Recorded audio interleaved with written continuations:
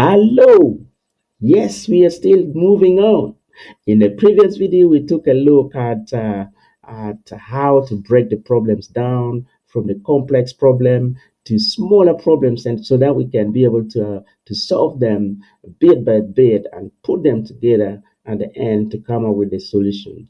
We have broken the general requirements of the organization to smaller bits and pieces.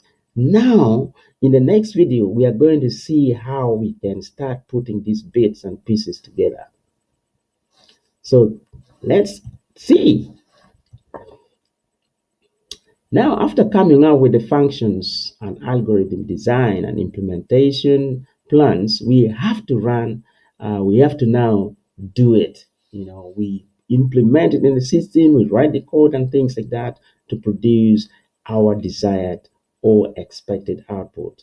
This means that the software has to interact with the hardware for it to run. And thus, we must have to put all these functions into perspective. All these functions must be written in order for us to be able to test the system, to make sure that the system is running, to make sure that the requirement is met. Remember from the previous video, we started from here. This is general requirement. Is general, is a big one. In the real world, you look at this as the complex problem, which is A. And then when we break the requirements down, we get the exact specific requirements that we need, and we call them functional and non-functional requirements. The functional requirements are those ones that the system should do. Remember, I used the word should here. Should do as a description for the functional requirements. And then non-functional requirement is what the system shall do. It must do. This shall, the word shall, not this word shall. It must be done. Or you must have that system in place in order to implement the functional requirement. Because if non-functional requirements are not met, you will not be able to develop the system that you want. For example, we want to develop this system using Java. So Java is one of the domain requirements, which is what the system shall be able to do, to use, to take input from the Java application, process it, and give us the output. So Java is a domain requirement, which is a specific programming language that we want to use to develop this system. And we must use it. Otherwise, we will not be able to implement this system. And that makes it a non-functional requirement of the system. So now from here, after coming up with the functions, the algorithm designs and implementation, remember the design for the algorithm that we came up with was the design method we used was top-down approach.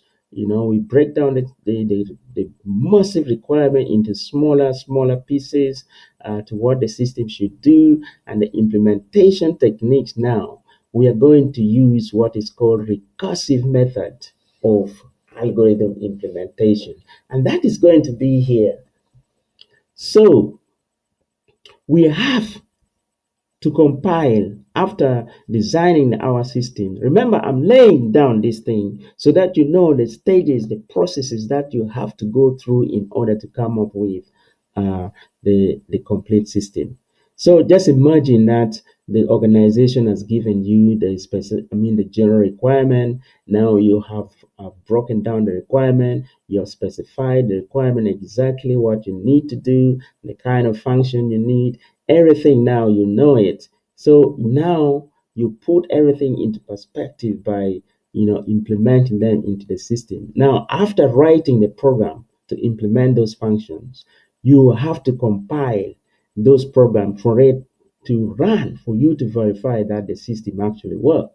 So we have to compile our system to run and package it, to make it portable so that we can run it anywhere. With Java, that's one of the most important part of Java. The best part of Java is about the portability. You write once and you run it anywhere on any other platform.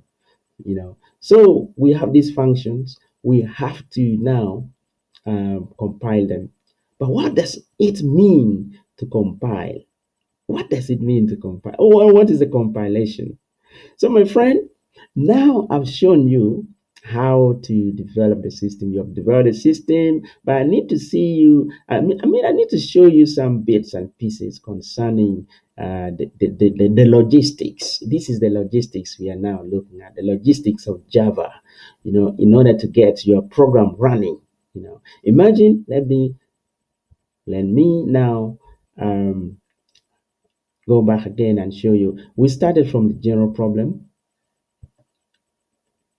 That is a general requirement, complex problem. We came up with a plan to break it down. That is a top-down approach. And then we have broken it down to different specific requirements. And we also came with a system requirement.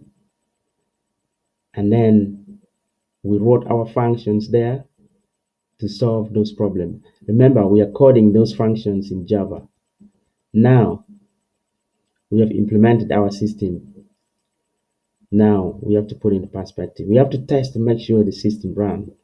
So we have to compile our system to run and package it to make it portable so that the organization can use it anywhere they need it.